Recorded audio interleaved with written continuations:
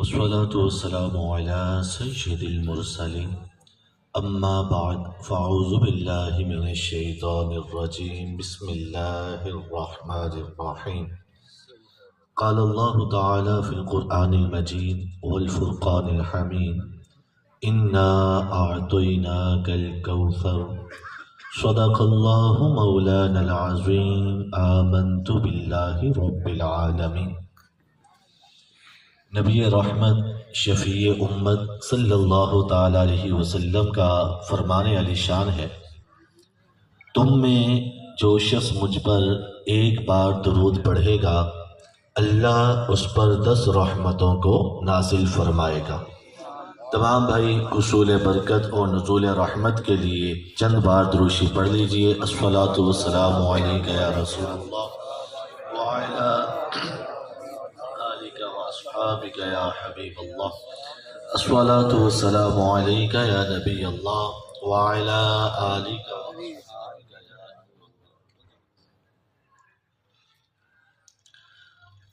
محترم سامعین کرام، آج کی یہ جو بزم محفل اجتماع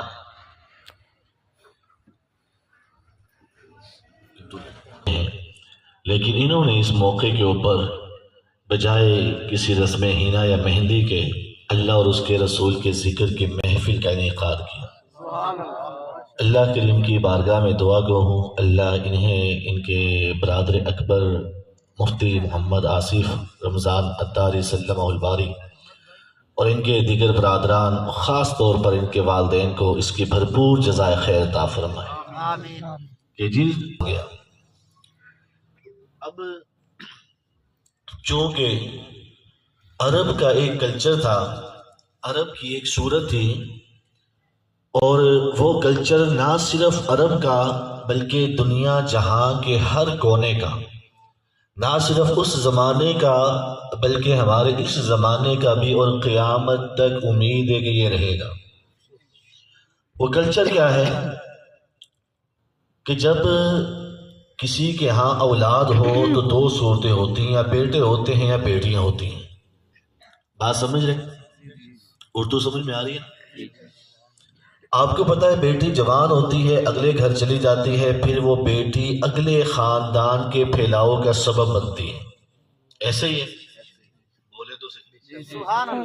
بیٹا ہو، بیٹے کی شادی ہوتی ہے، جیسے شاہد بھائی کی شادی ہے، کوئی بیان کر ان کے ہاں آئے گی تو ان کے والد کا سلسلہ نسب آگے ان کے ذریعے بڑھتا رہے گا، پوتا ہوگا، پڑ پوتا ہوگا، آگے قیامت تک اللہ شاد و آباد رکھے۔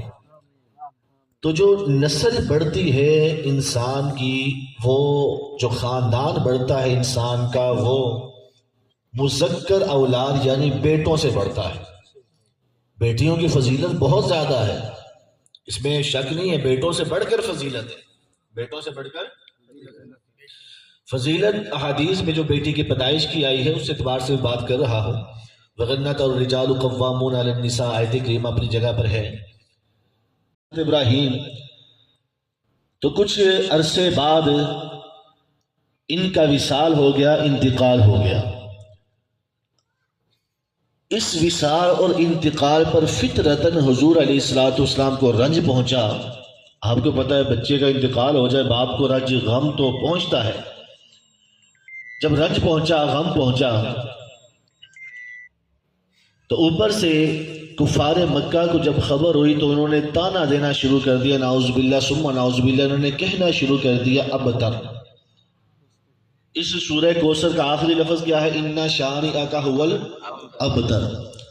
ابتر عربی گرامر کی روح سے اس کا معنی مفہوم یہ بنتا ہے کہ وہ مرد جس کا بیٹوں کے اعتبار سے سلسلہ نسب بڑھنے والا ختم ہو جائے۔ کس اعتبار سے؟ بیٹوں کے اعتبار سے۔ اب حضور کے بیٹے وفات پا چکے، اب کفار مکہ نے کہنا شروع کر دیا نعوذ باللہ محمد ابتر ہو گئے، مطلب یہ کہ ان کے بیٹے سے جو آگے سلسلہ ان کا چلنا تھا وہ سلسلہ ختم ہو گیا۔ جنہوں نے خوشیاں منانا شروع کر دی۔ میرے آقا علیہ السلام کو ایک رنج غم تھا، بچے کے فوت ہونے کا، دوسرا رنج اور غم ان کے اس طعنے سے پہنچا۔ اور آپ قرآن پڑھ کے دیکھیں، قرآن کا مطالعہ کریں آپ، اور قرآن سے پہلے آپ تورات، زبور، انجیل جو پہلے کتابیں اتری ہیں ان کا مطالعہ کر کے دیکھ لیں۔ جب بھی کسی نبی پر اس کی قوم نے اعتراض کیا، اللہ نے محض اس اعتراض کا جواب بیان فرمایا۔ حضرت نوح آئے، لوگوں نے اعتراض کیا، اللہ نے اعتراض کا جواب دیا۔ حضرت عیسیٰ آئے، امت نے اعتراض کیا، اللہ نے اعتراض کا جواب دے دیا۔ حضرت ابراہیم آئے، حضرت موسیٰ آئے، حضرت یوسف آئے، حضرت ایوب، حضرت یعقوب علیہ السلام آئے، اعتراض ہوتے رہے، اعتراضات کے محض جواب نازل بولیے ہوتے رہے۔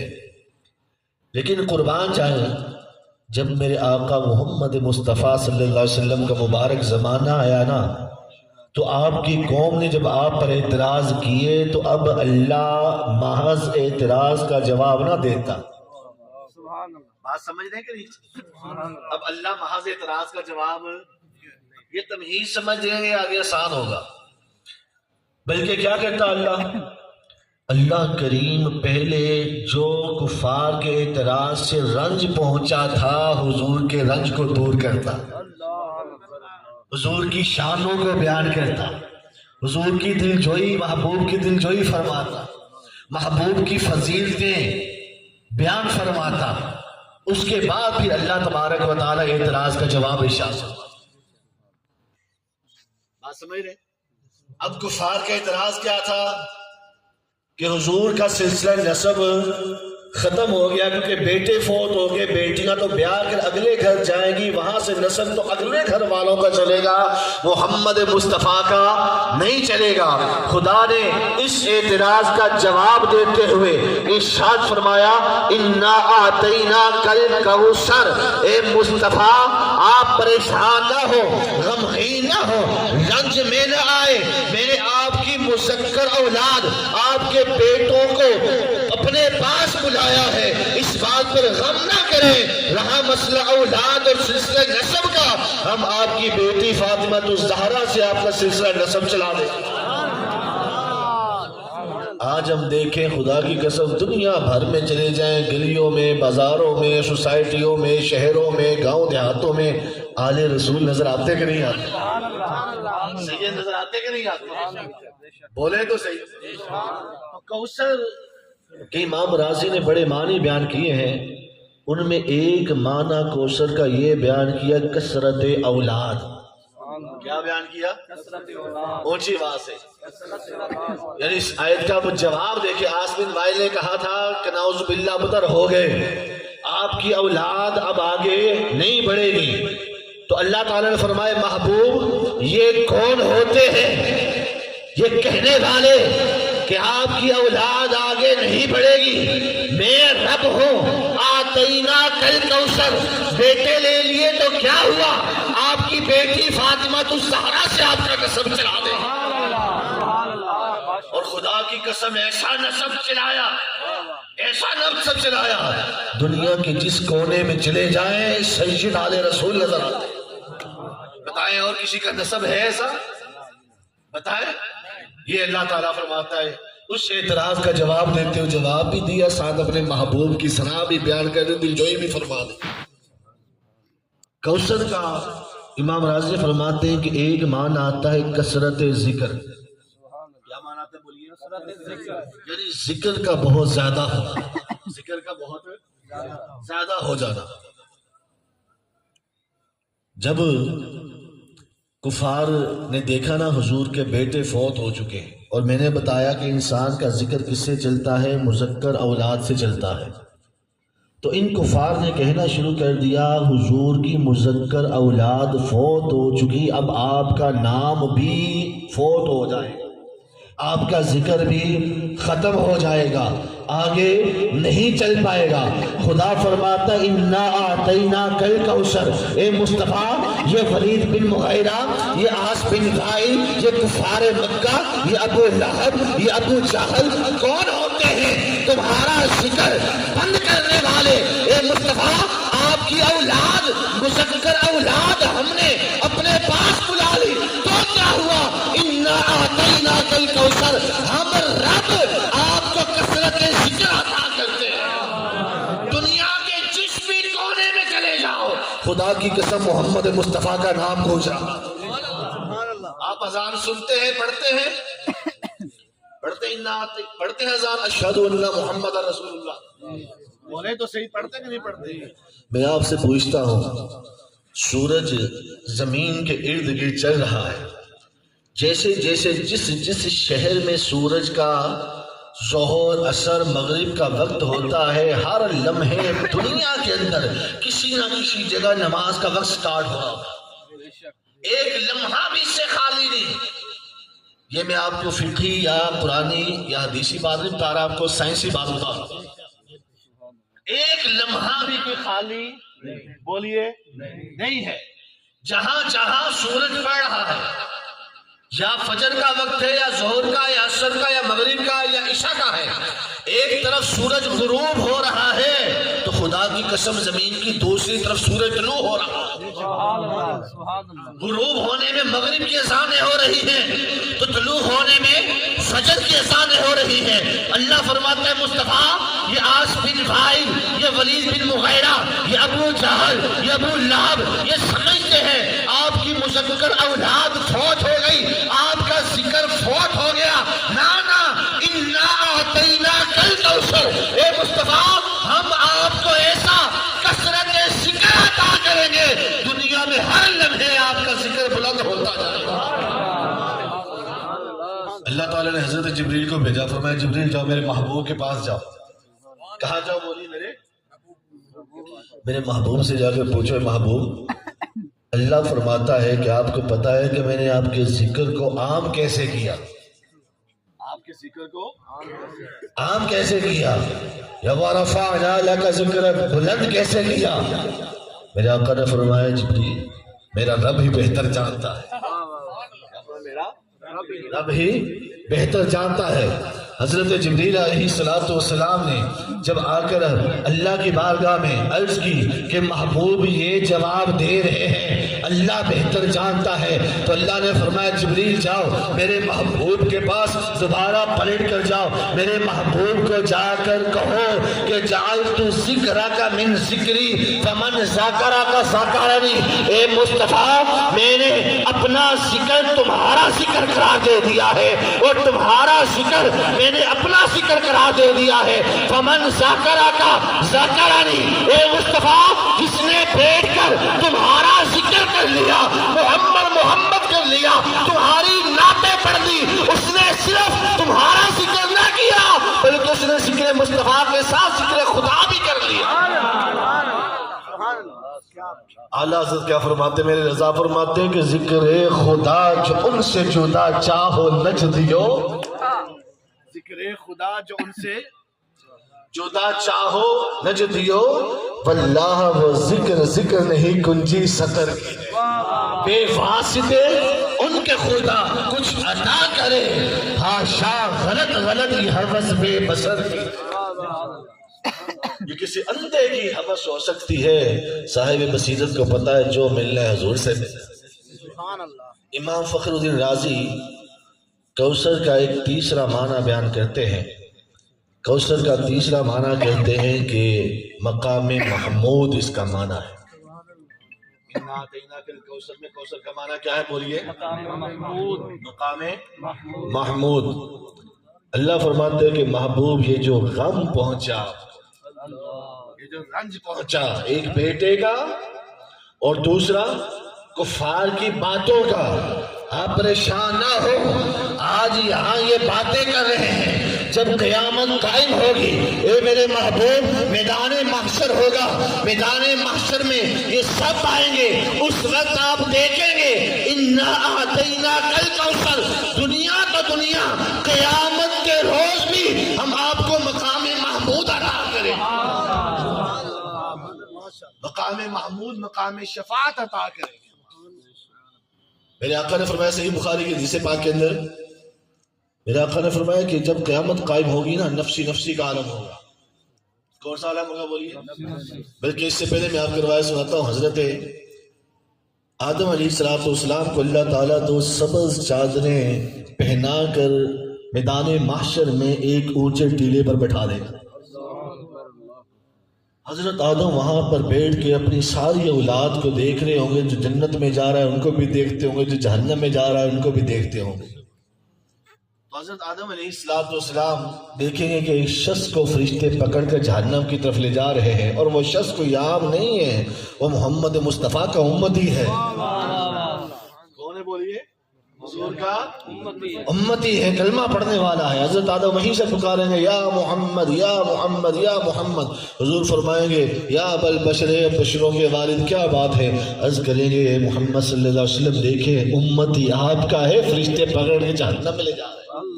درود و سلام آپ کا پڑھنے والا تھا، درود و سلام کے گجرے آپ پہ نشاور کرنے والا تھا، فرشتے لے جا جہنم میں رہے ہیں۔ حضور فرماتے میں دوڑتا ہوا فرشتوں کے پیچھے جاؤں گا، فرشتوں کو روکوں گا، روک کے پوچھوں گا فرشتوں بتاؤ امتی میرا ہے کہاں لے جاتے ہو؟ فرشتے عرض کریں گے یا رسول اللہ ہم نے نامہ اعمال کا وزن کیا، گناہ ہی گناہ تھے، نیکیاں نہ ہونے کے برابر تھی، تو رول قانون کے مطابق جس کے گناہ زیادہ ہوں گے جہنم میں جائے گا، اس رول کے مطابق جہنم میں لے جا رہے ہیں۔ میرے آقا فرمائیں گے فرشتوں رک جاؤ، میزان عمل دوبارہ قائم کرو، دوبارہ میزان عمل قائم ہوگا۔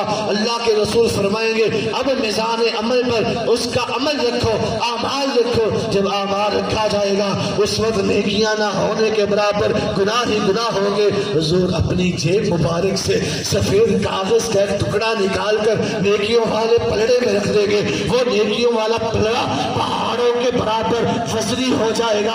اللہ کے رسول فرمائیں گے فرشتوں اب فضل کرو، اب نیکیاں ہی نیکیاں، گناہ کم پڑ جائیں گے۔ میرے آقا فرمائیں گے اب اسی رول کے مطابق میرے امتی کو جنت کی طرف لے کے چلے جائیں۔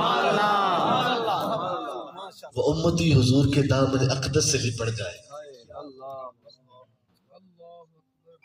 امتی حضور کے دامن اقدس سے لپٹ جائے گا، اور لپٹ کر کہے گا من انت، آپ ہے کون ہے؟ میرے آقا فرمائیں گے جس کا تو کلمہ پڑھتا تھا، درود و سلام پڑھتا تھا، نہ محمد الرسول اللہ، وہی اللہ کا رسول۔ وہ شخص حضور کے دامن اقدس سے لپٹ عرض کرے گا یا رسول اللہ یہ سفید کاغذ کا ٹکڑا کیا تھا؟ وزن میں ہلکا تھا، دیکھنے میں ہلکا تھا، وزن میں پہاڑوں کے برابر ہو گیا۔ میرے آقا نے فرمایا یہ تیرا وہ درود تھا جو دنیا کے اندر تو مجھ پر پڑھا کرتا۔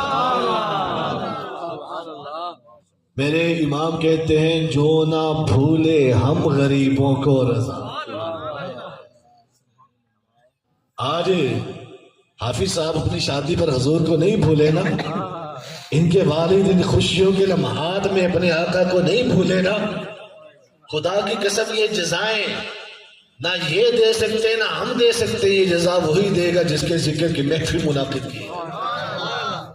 وہ جزا کیسے ہوگی؟ امام بخاری صحیح بخاری میں لکھتے ہیں جب میدان محشر سجا ہوگا نا، سارے اولین آخرین میدان محشر میں جمع ہوں گے، جو پہلے گزر گئے تھے وہ بھی، جو قیامت تک آئیں گے وہ بھی، تو سارا اہل محشر فیاتون الی آدم، دوڑتا ہوا حضرت آدم کے پاس آئے گا، آ کر کہے گا اے آدم علیہ السلام انت ابو البشر، آپ تو تمام بشروں کے باپ ہو، آج ہماری شفاعت کر دو۔ حضرت آدم کہیں گے لا لا آج میں کچھ بھی نہیں کر سکتا، کہاں جائیں؟ حضرت آدم کہیں گے جاؤ حضرت نوح کے پاس جاؤ۔ اہل معاشر دوڑتا ہوا حضرت نوح کے پاس آئے گا، آ کر کہے گا اے نوح آپ ہماری شفاعت کر دیں۔ حضرت نوح کہیں گے نا نا میں آج کچھ نہیں کر سکتا، جاؤ حضرت ابراہیم کے پاس جاؤ۔ سارا اہل معاشر دوڑتا ہوا حضرت ابراہیم کے پاس آئے گا، آ کر کہے گا یا ابراہیم انت خلیل الرحمن، اے ابراہیم آپ تو رحمان کے خلیل ہیں، ہماری شفاعت کر دے۔ حضرت ابراہیم کہیں گے نا نا آج میں کچھ نہیں کر سکتا، پھر کہاں جائیں؟ کس در پہ جائیں؟ حضرت ابراہیم کہیں گے کہ جاؤ حضرت موسیٰ کے پاس چلے جاؤ۔ سارا اہل معاشر حضرت موسیٰ کے پاس آئے گا، آ کر کہے گا یا موسیٰ انت کلیم اللہ، اے موسیٰ آپ تو اللہ کے کلیم ہیں، ڈائریکٹ رب سے ہم کلام ہو جاتے تھے، آج ہماری شفاعت کر دے، اللہ سے ڈائریکٹ ہم کلام ہو جائے۔ حضرت موسیٰ کہیں گے نا نا آج میں کچھ نہیں کر سکتا، پھر کہاں جائے؟ حضرت عیسیٰ کے پاس چلے جاؤ. اہل محشر حضرت عیسیٰ کے پاس آئے گا, آ کر کہے گا یا عیسیٰ انت روح اللہ انت کلمۃ اللہ, روح اللہ بھی آپ کلمۃ اللہ بھی آپ, آج ہماری شفاعت کر دے. حضرت عیسیٰ کہیں گے جاننا آج میں کسی کی شفاعت نہیں کر سکتا. اہل محشر کہیں گے جائیں تو کہاں جائیں, کس در پہ جائیں جہاں ہماری سنی جائے گی. حضرت عیسیٰ کہتے ایک در ہے, اس در پہ جو بھی خالی جھولی لے کر جاتا ہے کبھی خالی پلٹتا نہیں ہے. اہل محشر کہتے ہیں اے عیسیٰ وہ در کون سا در ہے؟ حضرت عیسیٰ کہتے ہیں اے اہل محشر وہ در مصطفیٰ ہے, وہ حضور کا در ہے, اس در پہ چلے جاؤ کوئی خالی پلٹتا نہیں. اہل محشر دوڑتے ہوئے حضور کی بارگاہ کی طرف جائیں گے. امام بخاری لکھتے ہیں میرے آقا پہلے ہی کھڑے ان کا انتظار کر رہے ہوں گے. حضور فرمائیں گے آنا لہا, اے امتیو جلدی آؤ, میں محمد تمہاری شفاعت کے لیے یہاں کھڑا ہوں. میرے رضا کہتے ہیں, اعلیٰ حضرت کہتے ہیں کہیں گے اور نبی, کہیں گے اور نبی اذهبوا الی غیری, ارے میرے نبی کی زبان پر انا لہا. حضور فرماتے ہیں اللہ کی بارگاہ میں سجدے میں جاؤں گا, اللہ تعالیٰ کہ وہ حمد کروں گا وہ ثنا کروں گا نہ مجھ سے پہلے کسی نے کی ہوگی نہ میرے بعد بھی کرے گا. میرے آقا فرماتے ہیں ایسی حمد و ثنا بیان کروں گا, اللہ فرمائے گا یا محمد ارفع راسک, کہ میرے محبوب اپنا سر تو اٹھاؤ. سجدے سے ذرا سر تو اٹھاؤ. حضور فرماتے ہیں میں سجدے سر اٹھاؤں گا, اللہ فرمائے گا سر تو اٹھا وشفا تو شفا. اے محبوب مانگو کیا مانگتے ہو, جو مانگو گے دیا جائے گا, جس کی شفاعت کرو گے قبول کی جائے گی. جو نہ بھولے ہم غریبوں کو رضا. جب اللہ یہ فرمائے گا نا جو مانگتے ہو مانگو دیا جائے گا, جس کی شفاعت کرو گے قبول کی جائے گی. امام بخاری لکھتے ہیں میرے آقا فرمائیں گے, میرے آقا عرض کریں گے اے اللہ میری امت میرے حوالے کر دے. امتی امتی, بولا میری امت جو نہ بھولے ہم غریبوں کو رضا. میرا رب فرمائے گا محبوب جہنم کی طرف چلے جاؤ. جس امتی کے دل میں ایک مثقال دینار کے برابر 5 روپے کے پھٹے پے کا سائز سمجھ لیں, کم و پیش اتنی نیکی بھی جس کے دل میں ہے اس امتی کو جہنم سے نکال کے جنت کی طرف روانہ کر. حضور جہنم سے نکالیں گے, اللہ کی بارگاہ کی اذن, اللہ کی اذن سے جنت کی طرف روانہ کر دیں گے. کہتے ہیں کہ میں پھر آ کے سجدے میں چلا جاؤں. یہ جزائیں حضور دیں گے. اللہ فرمائے گا یا محمد ارفع راسک, کہ محبوب سر اٹھاؤ, سر تو اٹھا, مانگو کیا مانگتے ہو, وشفع تو شفع, جو مانگو گے دیا جائے گا, جس کی شفاعت کرو گے قبول کی جائے گی. حضور فرماتے ہیں میں عرض کروں گا مولا میری ابھی بھی امت باقی ہے, ابھی بھی چاہنے والے جہنم میں باقی ہیں, ابھی بھی محبت کرنے والے جہنم میں باقی ہے. اللہ فرمائے گا اے محبوب واپس چلے جاؤ, دوبارہ چلے جاؤ. جس امتی کے دن میں نصف دینار کے برابر بھی ایمان ہے, اسے جہنم سے نکال کر جنت کی طرف روانہ کر دو. تمام اہل محشر دیکھ رہے ہوں گے, میرے آقا آئیں گے. حضور فرماتے ہیں کہ جس کے دل میں آدھے دینار کے برابر ایمان ہوگا اسے جہنم سے نکال کر جنت کی طرف روانہ کر. میرے آقا فرماتے ہیں جو نہ بھولے ہم غریبوں کو رضا. میرے آقا فرماتے ہیں پھر آ کر سجدے میں چلا جاؤ گا. اللہ پھر فرمائے گا یا محمد ارفع راسک, اے محبوب سجدے سے سر اٹھائیں, سر چوکا, جو مانگو گے دیا جائے گا. وشفع تو شفع, جس کی شفاعت کرو گے قبول کی جائے گی. میرے آقا کی زبان پر ایک الفاظ امتی امتی, مولا میری امت, مولا میری امت. تیسری مرتبہ حضور جب سجدے میں جائیں گے اللہ فرمائے گا محبوب جہنم کی طرف چلے جاؤ.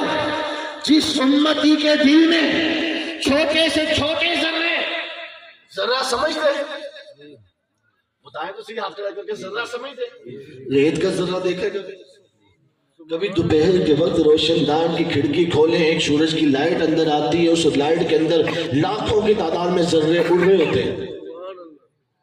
سائز سمجھ آ گیا ذرے کا سائز سمجھ آ گیا.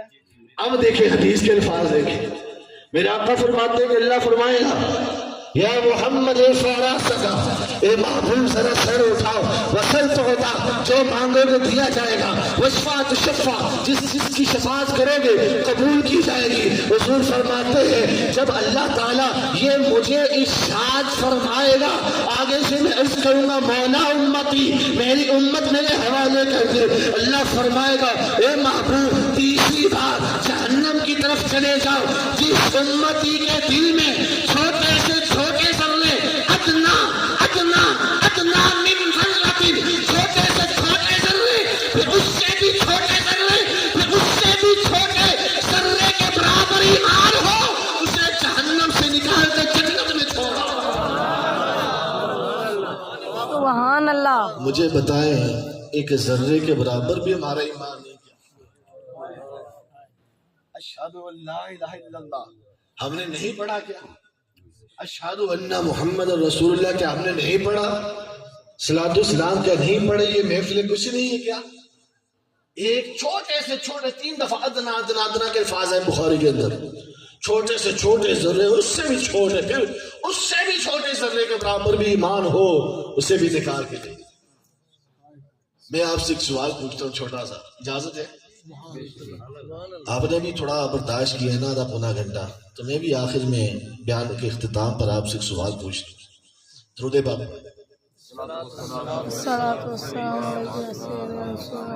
علیہ صاحب کے حبیب اللہ، الصلاۃ والسلام۔ دیکھیں بخاری کی حدیث کے اندر 3 دفعہ ذکر آیا کہ حضور کو 3 دفعہ جہنم کی طرف روانہ فرمایا۔ الفاظ کیا ہیں؟ فَاذْهَبْ، کیا الفاظ ہیں بولیے؟ فَاذْهَبْ، آپ خود جائیں، فَأَخْرِجْ، اور خود نکالیں۔ سبحان اللہ سبحان اللہ۔ کیا الفاظ ہیں؟ خود جائیں، فَاذْهَبْ کے الفاظ اور فَأَخْرِجْ، رے محبوب خود نکالیں۔ میں سوال آپ سے یہ پوچھنا چاہتا ہوں، اللہ نے 3 دفعہ حضور اپنے محبوب سے فرمایا کہ خود جائیں خود نکالیں، تو خدا تعالی جہنم کا جو فرشتہ ہے جسے دروغہ جہنم کہتے ہیں، اللہ اسے حکم دے دیتا ہے دروغہ جہنم میں اتنے بندے باہر نکال دے۔ مجھے بتائے وہ نکالتا ہے نہیں نکالتا؟ چلیں یہ صورت بھی رہنے دیں، دوسری صورت پر آ جاتے ہیں۔ اللہ تبارک و تعالی جہنمیوں کو ڈائریکٹ حکم دیتا، اے جہنمیوں میرے محبوب نے تمہاری شفاعت کی ہے، فلاں فلاں باہر آ جائے۔ آتے کہ نہیں آتے؟ بولو تو صحیح، آتے۔ سمجھ آ رہی ہے؟ چلیں یہ بھی چھوڑ، اللہ تبارک و تعالی جہنم کو حکم دیتا ہے جہنم تیرے اندر اتنے بندے ہیں، اس میں سے اتنے باہر نکال دے، میرے محبوب کی شفاعت آ گئی ہے۔ جہنم نکالتی ہے نہیں نکالتی؟ بولے تو صحیح، نکالتی ہے نہیں نکالتی؟ نہ خدا نے جہنم کو خود حکم دیا ڈائریکٹ، نہ خدا نے دراغہ جہنم کا حکم دیا، نہ خدا تعالیٰ نے ڈائریکٹ جہنمیوں کو حکم دیا کہ باہر آ جاؤ۔ تینوں بار فرمایا محبوب خود جاؤ، فاخرج، خود نکالو، تاکہ دنیا میں جو مولوی مناظرے کرتے تھے محمد مصطفیٰ کچھ کر نہیں سکتے، کچھ دے نہیں سکتے، کوئی اختیار نہیں، وہ سارے مولوی آج میدان محشر میں دیکھ لیں محمد مصطفیٰ وہ ہے کہ جن لوگوں کو خدا جہنم میں ڈالتا ہے محمد مصطفیٰ انہیں باہر نکال دے گا۔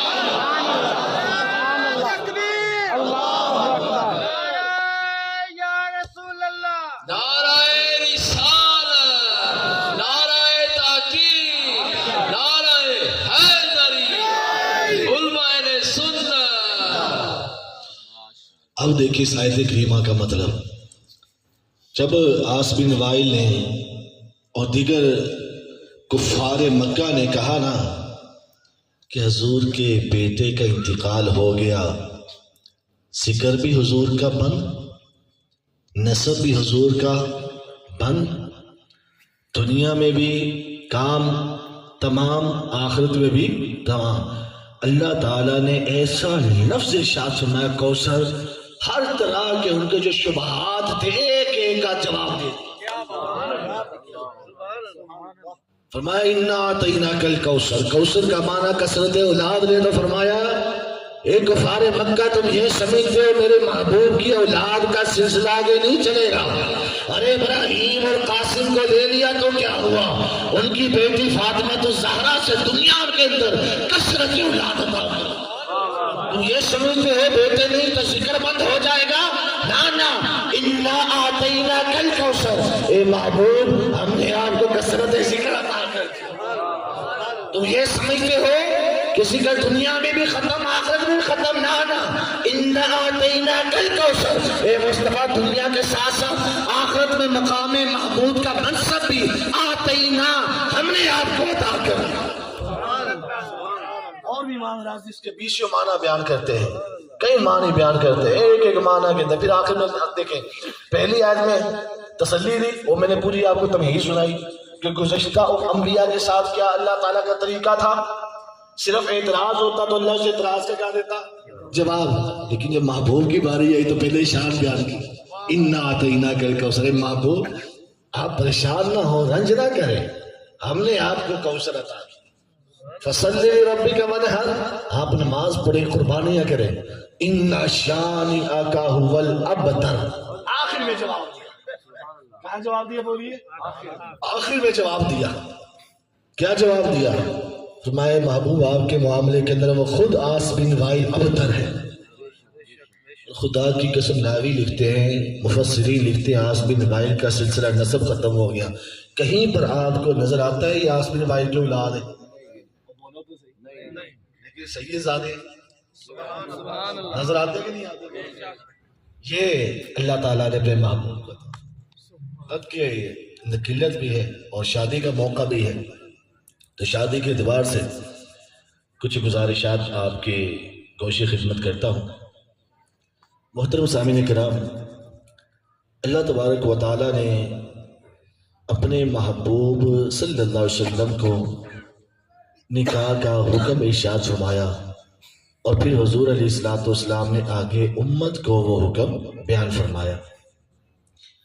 نکاح کرنے کو میرے آقا علیہ الصلوۃ والسلام نے فرمایا کہ نکاح من سنتی فمن راغب عن سنتی فلیس منی، کہ نکاح کرنا میری سنت ہے، جس نے میری سنت سے بے رغبتی اختیار کی فرمایا وہ مجھ سے، بولیے مجھ سے نہیں، بلکہ 3 دفعہ فرمایا۔ سنن ابن ماجہ کی حدیث ہے یہ، سورہ المعجم الاوسط کی، فرمایا مسکین ہے مسکین ہے مسکین ہے وہ شخص، 3 دفعہ کیا فرمایا؟ کہ جس کی بیوی نہ ہو۔ پھر فرمایا مسکینہ ہے مسکینہ ہے مسکینہ ہے وہ عورت جس کا شوہر نہ ہو، یعنی جو اس کی شادی نہ ہو۔ پتہ چلا کہ جب تک انسان کی شادی نہیں ہوتی بیچارہ مسکین ہی ہے۔ کیا بیچارہ؟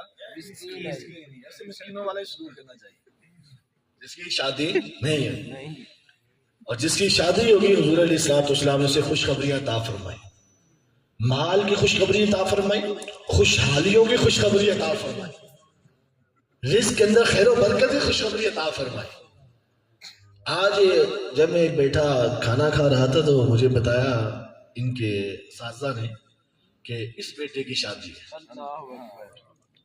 یقین کریں خدا کی قسم فوراً ذہن کے اندر وہ حدیثیں ایک دم آ گئی ساری، کہ جیسے میرے آقا نے فرمایا کہ بلوغت کہ درجے میں تمہاری اولاد چلے جاؤ تو فوراً کف تلاش کرو، رشتہ کر دو، فوراً وہ حدیث ذہن میں آ گئی، اور اسے دیکھ کے اتنی خوشی ہوئی، مجھے اتنی خوشی ہوئی، مجھے لگتا کہ جتنے بھی شادیوں میں نے بیان کیے ہیں اس سے زیادہ خوشی ہوئی۔ حقیقت بتا رہا ہوں، اسے پیچھے سے بلا کے میرے پاس بٹھایا۔ اللہ تعالیٰ ان کے والد کو سلامت رکھے، ان کی والدہ کو، ان کے بھائیوں کو سلامت رکھے۔ آپ یقین کریں میرے آقا علیہ الصلوۃ والسلام کا فرمان علی شان ہے کہ جو نکاح ہے، نکاح جہاں پر رزق کے اندر وسعت پیدا کرتا ہے وہیں پر ایمان کی حفاظت کا بڑا قوی ذریعہ ہے۔ شیطان جو کواروں کو بہکا سکتا ہے شادی شداؤں پر اس قدر زور نہیں اس کا چلتا، اور شادی بھی ایسی کہ جس میں شوہر صاحب علم ہو، بیوی کے حقوق جانتا ہو، بیوی شوہر کے حقوق جانتی ہو، جب دونوں ایک دوسرے کے حقوق جانتے ہوں اور پھر جب گاڑی چلتی ہے نا شادی کی تو خدا کی قسم سرور اور مزہ آ جاتا ہے. ہمارے ہاں لڑائی جھگڑوں کی وجہ عموماً یہ ہوتی ہے کہ ہم نے شادی کے دوسرے کورس تو کیے ہوتے ہیں لیکن جو مین اسلامی کے لحاظ سے مسائل شریعہ کے لحاظ سے کورس اس کا اتا پتہ بھی نہیں ہوتا. نہ شوہر کو پتہ ہے بیوی کے حقوق کیا ہے، نہ بیوی کو پتہ ہے شوہر کے حقوق کیا ہے. پھر وہ گھر امن کا گہوارہ نہیں بنتا، وہ کچھ اور ہی بن جاتا ہے. ایک دوسرے کا پتہ ہی نہیں، حقوق کے نہیں پتہ. میرے آقا علیہ الصلوۃ والسلام کی خدمت اقدس میں ایک عورت حاضر ہوئی، اس کی یا رسول اللہ نکاح کرانا چاہتی ہوں، شوہر کے حقوق بیان فرما دیں. میرے آقا نے فرمایا تمہارے شوہر کی ناک سے خون پی بہے، تم وہ پی لو تب بھی اس کا حق ادا نہ کر سکتے. ایک حدیث پاک میں مشکات المصابیح میں میرے آقا نے فرمایا کثرت کے ساتھ میں نے عورتوں کو جہنم میں دیکھا. کس کے ساتھ؟ صحابہ نے پوچھا کیوں؟ فرمایا ان کے کفر کی وجہ سے. کہا کہ وہ اللہ کے ساتھ شرک کرتی ہے. فرمایا نہیں، ان کا کفر یہ ہے کہ وہ اپنے شوہروں کی ناشکری کرتی ہے. پھر میرے آقا نے جو اگلا جملہ بیان کیا، خدا کی قسم قیامت تک کے لیے وہ سچا ہے. ویسے تو ہر جملے سچا ہے، قیامت تک کے لیے. میرے آقا نے فرمایا ایک عرصے تک، اچھا یہاں مختلف کتب کے اندر مختلف الفاظ ہیں، اس کا مفہوم سب کا بیان کرتا ہے. ایک عرصے تک مطلب یہ قیامت تک، حالانکہ کسی کو قیامت تک ہونی نہیں ہے. ایک عرصے تک تم اپنی بیوی کو کھلاتے پلاتے رہو، نعمتیں دیتے رہو، خیال رکھتے رہو. فرمایا ایک دن کمی ہوگی نا تو وہ کہے گی جب سے شادی ہوئی تم سے کوئی چج کا کچھ کام نصیب ہی نہیں ہوا، جب سے شادی ہوئی تب سے سیدھی منہ سے روٹی بھی نہیں کھائی گئی، جب سے شادی ہوئی تب سے میں تو نصیب پھٹ گئے. ہوتا نہیں ہوتا مان، سارے بیٹے کمارے ہی بیٹے ہوئے، شادی شدہ ہی بیٹے ہوئے. یہ میرے آقا نے جو بیان کر دیا وہ ہے. اور دیکھیں ایسا ہوتا بھی ہے. 10 سال ہنسی خوشی یہ میں دارالفتہ بیٹھ کے فتوے دیتا ہوں. ہمارے پاس سب سے زیادہ کیس جو آتے ہیں وہ طلاق کے آتے ہیں. اچھا میاں بیوی آئے ایک دوسرے کی، وہ شوہر کی برائیاں کر رہی ہے، شوہر بیوی کی برائیاں کر رہا ہے. بیوی کہہ رہی ہے مفتی صاحب جب سے شادی ہوئی نا اس کمبخت نے مجھے تکلیفیں دی ہیں. پھر آنسو، عورت کے آنسو تو پتہ ہی آپ کو. میں عورتوں کے خلاف نہیں بھی، آپ لوگوں کی طرف بھی آؤں گا. ہوا کیا جی؟ بس مفتی صاحب بڑی مشکل گزارا کر رہے ہیں، جسے اللہ اور اس کے رسول کے لیے کر رہے ہیں. محبت نہیں ہے، یہ نہیں ہے. بچے کتنے جی؟ 5-6 بچے بغیر محبت بھی ہو گئے. حالانکہ شادی جب ہوئی اچھے دن چلے 5 سال 10 سال، غربت کے دن بیچ میں آ جاتے ہیں یار. ہر عروج کو زوال ہے، ہر زوال کو عروج بھی ہے. اچھے دن جب آئے تھے شوہر کے ساتھ خوب کھایا پیا، یار کیا ہو گیا؟ کاروبار اوپر نیچے ہو گیا، کیا ہو گیا؟ آمدنی میں فرق پڑ گیا تو تو نے پوری زندگی کے اوپر پانی پھیر دیا کہ جب سے شادی تب سے سکھ نہیں پایا. یہ عورتوں کے اندر ہے. تو انہیں اس چیز کا خیال رکھنا چاہیے. میرے آقا نے ان کی نشاندہی کی ہے.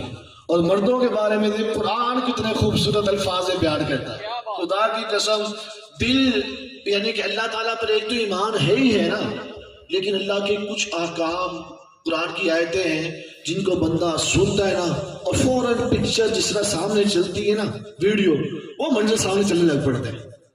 اور یقین کریں ایسے ہزاروں افراد کی شاید کا مستار دیکھا، ہزاروں افراد. اللہ فرماتا ہے اس کا مفہوم دیکھیں کہ اے میرے بندے اگر بیوی کی کچھ چیز تجھے بری لگتی بھی ہے، بیوی کی کچھ چیز تجھے بری لگتی بھی ہے تو تو صبر کر، اللہ دوسری طرف سے تجھے خیر عطا فرما دے گا. تو کیا کر؟ صبر کر، اللہ دوسری طرف سے تجھے کیا عطا فرما دے گا؟ خیر عطا فرما دے. ہم کہتے ہیں نہیں جی قد کا پرابلم ہے، نمک روٹی نہیں پکانے آتی، رنگ کا مسئلہ ہے، چلنے کا مسئلہ ہے، خاندان کا مسئلہ ہے، جہیز صحیح نہیں لے کر یہ مسئلہ ہے، فلاں مسئلہ ہے.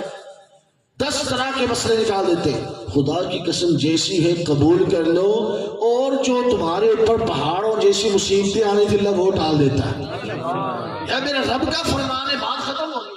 اللہ فرماتے تمہیں بیوی کی کوئی چیز ناپسند لگتی ہے، صبر کرو، اللہ دوسری طرف سے خیر کثیر عطا فرما دے گا. ہو سکتا ہے تمہارے نصیب میں اولاد نہ ہو، ہلکے درجے کی بیوی مل گئی، اللہ نے بیٹے دے دیے، بیٹیاں دے دی یار. ہو سکتا ہے تمہاری عمر قلیل ہو، اللہ نے تمہیں بیوی دی، تو نے اس میں صبر کیا، اللہ تمہاری عمر لمبی کر دی. ہو سکتا ہے مصیبتیں منہ کھولے تیرے انتظار میں بیٹھی ہوں، اللہ نے تجھے بیوی دی، اس کی کمی کوتاہیوں پر تو نے صبر کیا، اللہ نے ان مصیبتوں کو دور کر دیا. یہ کوئی چھوٹی سی بات ہے، یہ قرآن کی آیت ہے، میں ذاتی بات نہیں کر رہا. آیت کا مفہوم آپ کے گوش گزار کیا میں نے. اب میں اس آیت کا ایک مصداق بیان کرتا ہوں، ایک واقعہ بیان کرتا ہوں. سلطان محمود غزنوی کا نام سنا؟ محمود ایاز بادشاہ کی سٹوریاں سنی ہوگی آپ نے. محمود غزنوی بہت بڑا ہمارا سپہ سالار تھا ہمارا. یہ بدبخت جو لوگ ہیں وہ کہتے ہیں ڈاکو تھا، نہ نہ نہ، ہمارا سلطان تھا، ہیرو تھا ہمارا مسلمانوں میں. جب یہ افغانستان سے لشکر لے کر ہندوستان گئے نا، تو جا کے سومناتھ بڑے مندر آتے ہیں. ڈاکٹر اقبال نے بھی ان کا بڑا تذکرہ اپنے اشعار میں کیا ہوا ہے. صبح و شام حملے کیے لیکن اتنی مضبوط دیواریں تھیں، سومناتھ کے جو مندر تھے وہ فتح نہیں ہو رہے تھے. اچانک ان کو خیال آئے، جو میرے پیر صاحب تھے شیخ ابو الحسن خراسانی، انہوں نے مجھے ایک قمیض دی تھی کہ بیٹا جب مصیبت نظر آئے، کوئی چارہ سمجھ میں نہ آئے، میری قمیض سامنے رکھ کر اس کے وسیلے سے دعا کرنا، اللہ تیری مصیبت ٹال دے. محمود غزنوی کہتے ہیں مجھے یاد آیا، میں نے رات کو قمیض نکالی باکس میں سے، صندوق میں سے، سامنے رکھی، دعا کی، اللہ اس قمیض کی برکت سے، ولی کی قمیض ہے، اس کی برکت سے سومناتھ کے مندر فتح فرما دے. صبح اٹھ کے پہلے حملے میں اللہ تعالیٰ نے فتح عطا فرما. کہہ رہے جب میں رات کو سویا نا، پیر صاحب خواب میں آ گئے. یہ آج کل کے پیر کی بات نہیں کر رہا، کافی پرانا واقعہ ہے محمود غزنوی کا. تو پیر صاحب نے آگے کہا کہ بیٹا تو نے میری قمیض کا مول بڑا کم ڈالا ہے، مول کم لایا. کہا حضور سومناتھ کے مندر فتح ہو گئے اور مجھے کیا چاہیے تھا، اور مجھے کیا چاہیے تھا. پیر صاحب نے کہا بیٹا میری قمیض رکھ کر تو یہ دعا کرتا نا، اللہ اس ہندوستان کے سارے ہندوؤں کو مسلمان کر دے، رب وہ بھی کر دیتا. قمیض کا حال یہ ہے تو خود اس بندے شیخ ابو الحسن کا حال کیا ہوگا. سمجھے کہ نہیں سمجھے؟ ان کا لیول کیا ہوگا. تو ان کے چرچے دنیا کے اندر مشہور تھے. بادشاہ وقت مرید ہو، مجھے بتائیں میں پیر بن جاؤں، میرا جو وزیر اعظم ہے میرا مرید بن جائے، تو میرا لیول تھوڑا سا چینج ہوگا کہ نہیں ہوگا؟ زیادہ ہو جائے گا، ہوتا لگ جائے گا، تو ہمیں تھلے لگی جائے تو چینج ہوگا نا. اب اس پیر کا جو مرید تھا بادشاہ وقت تھا محمود غزنوی. اب جب چرچے دور دور ہوئے پیر صاحب کی ولایت کے، تو شام سے ایک شخص ان کی زیارت کرنے، ان کا مرید بننے کے لیے آ گیا. کئی ملکوں کا دنوں کا سفر کر کے جب مراتا کئی مہینوں کے بعد وہ مرید شیخ ابو الحسن کے دروازے پہ پہنچا، دروازے پہ دستک دی. اندر سے کسی عورت کی خطرناک سی آوازیں، کون ہے؟ ڈر گیا. تم تو سے ڈرے بیٹھے ہو، وہ ڈر گیا. یہ پیر صاحب کا گھر ہے، اندر سے آواز کیسی خطرناک، وہ بھی عورت کی. حوصلہ رکھ بیٹا، ابھی بڑی منزلیں طے کرنی ہیں. تو پوچھا کہ یہ حضرت علامہ مولانا پیر طریقت رہبر شریعت، جیسے ہمارے پیروں کے نام لیے جاتے 3-3 4-4 منٹ کے، تو اس نے نام لے کے پوچھا کہ حضرت والا کہاں ہے. تو میں تو آیا کہاں سے؟ اندر سے آواز آئی. تو آیا کہاں سے؟ کہا اتنی دور سے آیا ہوں. کیا تجھے کوئی اور چج کا کام نہیں تھا تو اسے دیکھنے آ گیا؟ بیوی نے کیا کہا؟ تجھے کوئی اور چج کا کام نہیں ملا؟ کہا حضرت صاحب ہے کہاں؟ کہہ رہے جیسے تو ویلا وہ بھی ویلا کسی جنگل میں بیٹھا ہوگا، جا جا کے مل لے اس سے. اور میرا مشورہ یہ کہ نام ملنا ٹائم ضائع ہوگا، واپس چلے جا. اتنے بڑے پیر کی بیوی. جب یہ باتیں آپس میں تو جانے لگا، تو کہنے لگا یار سفر تو کیا، چلو جیسا کیسا بھی ہے، جاتے دیکھ تو جاؤں، مل تو جاؤں. اتنی دنیا میں ڈھنکے بج رہے، گھر میں عزت یہ، گھر میں حال یہ. تو جس طرح بیوی نے اشارہ کیا تھا اس طرف جنگل کو چل پڑا. کہ جب جنگل میں انٹر ہوا تو وہی پیر صاحب ببر شیر کے اوپر بیٹھے ہوئے، ہاتھ میں سانپ کا کوڑا لیا ہوا، شیر کو مارنے کے لیے کوڑا نا، کیا کہتے ہیں چھانٹا، سٹک، چابک، وہ سانپ کی پکڑی ہوئی ہے، پنیر سانپ کی چابک بنائی ہوئی ہے. کیا شان ہوگی. تو وہ شخص وہاں دیکھ کر حیران رہ گیا. گھر کے اندر چلتی نہیں ہے، جنگل کے بادشاہ کو غلام بنایا ہوا ہے. گھر میں چلتی نہیں، جنگل کے بادشاہ کو کیا بنایا ہے؟ غلام بنایا ہوا ہے. تو ابھی دل میں یہ خیال آیا تھا کہ پیر صاحب دل کے حال پر مطلع ہوئے، کشف کے ذریعے مطلع ہوئے، تو مسکرا کے کہا کہ بیٹا میں اس گھر والی کی زبان پر صبر کرتا ہوں، اللہ نے جنگل کا بادشاہ میرے ماتحت کر دیا. اس صبر کا نتیجہ ہے جو میں اس کی زبان پہ کرتا ہوں. اب وہ آئے دیکھیں، بیوی کی ایک چیز بری لگتی ہے، خدا فرماتا ہے مکروہ لگتی ہے، ناپسند لگتی ہے، کوئی بات نہیں، صبر کرو، میری بندی ہے نا یار. کس کی بندی ہے؟ پیدا تو رب نے کیا نا، خیر اس کو بھی میری بندی ہے، صبر کرو، کوئی نہیں، اور طرف سے تمہیں خیر کثیر عطا کر دوں گا، اور طرف سے تمہارے بیڑے پار کر دوں گا، اس بات پہ صبر کر. لیکن آج ہم مردوں کے اندر قوت برداشت ختم ہو چکی ہے. مردوں کا بھی ٹھیک ٹھاک قصور ہوتا ہے، کئی جگہ تو عورتیں بالکل مظلوم بے قصور ہوتی ہیں، ظالم مرد ہوتے ہیں، اور جہاں کہیں تھوڑی بہت 19-20 ہو جائے فوراً طلاق طلاق طلاق مشین گن چلا دیتے ہیں. ایک طلاق پہ بھی سٹاپ نہیں کرتے، جب تک 3 دفعہ نہ کہلیں تب تک بریک نہیں لگتی. حالانکہ شریعت نے مردوں کو اختیار اس لیے دیا تھا کہ مرد قوت برداشت والے ہیں، عورت ناقص عقل کی ہے. لیکن کام مردوں کا بھی ختم ہوا پڑا ہے، برداشت نام کی چیز نہیں رہی. تو میرے بھائیوں، بیویوں کو ساتھ لے کر چلنا پڑے گا، اور بیویوں کو شوہر کے حقوق ادا کرنے پڑیں گے، شوہروں کو بھی بیویوں کے حقوق ادا کرنے پڑیں گے. قرآن نے واضح الفاظ کے اندر ارشاد فرما دیا فَعَاشِرُوهُنَّ بِالْمَعْرُوفِ، اے مردوں اپنی عورتوں کے ساتھ بھلائی کے طریقے سے پیش آؤ. حضور سے پوچھا گیا یا رسول اللہ اچھا انسان کون ہے، بہترین انسان کون ہے؟ میرے آقا نے فرمایا جس کے اخلاق اس کی گھر والی سے بہتر ہو وہ اچھا انسان ہے. آج ہمارے باہر اخلاق اچھے ہوتے ہیں، باہر ہم حاجی صاحب، نوازی صاحب، میاں صاحب، چودھری صاحب جھک کے مل رہے ہوتے ہیں، حضور خیریت سے، سب ٹھیک ہے، پریشانی تو نہیں کوئی اگر بدتمیزی کرے ہم کہتے ہیں حضور یہ گال دی، یہ گال بھی، آپ کے لیے حاضر ادھر بھی مار لو. اخلاق کا یہ پیکر ہوتا ہے. اور جب گھر جاتے ہیں ویلن بن جاتے ہیں، نمک تیز، مرچ تیز، کپڑے استری، صفائی نہیں، جو ماں بہن اسی کر دیتے، پورے خاندان بھی ڈال دیتے ہیں. انتہائی شرمناک بات. یہ بہتر انسان نہیں ہے.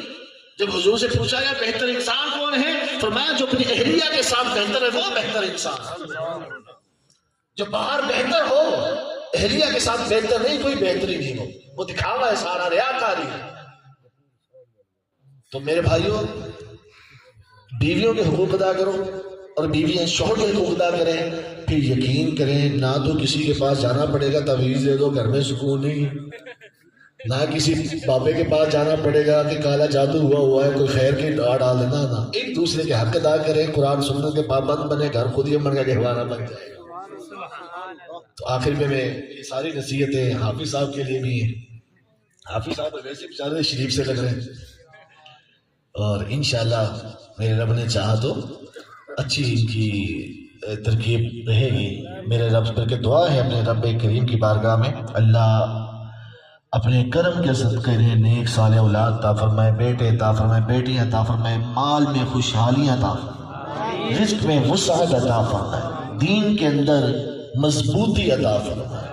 آمین بجاہ نبی الامین صلی اللہ علیہ وسلم. ہر جمعرات کے بعد نماز مغرب فیضان مدینہ میں دعوت اسلامی کا سنتوں بھرا اجتماع ہوتا ہے. تمام بھائی شرکت فرما کر ضرور سنتیں سیکھا کریں. اللہ تعالی ہمیں عمل کی توفیق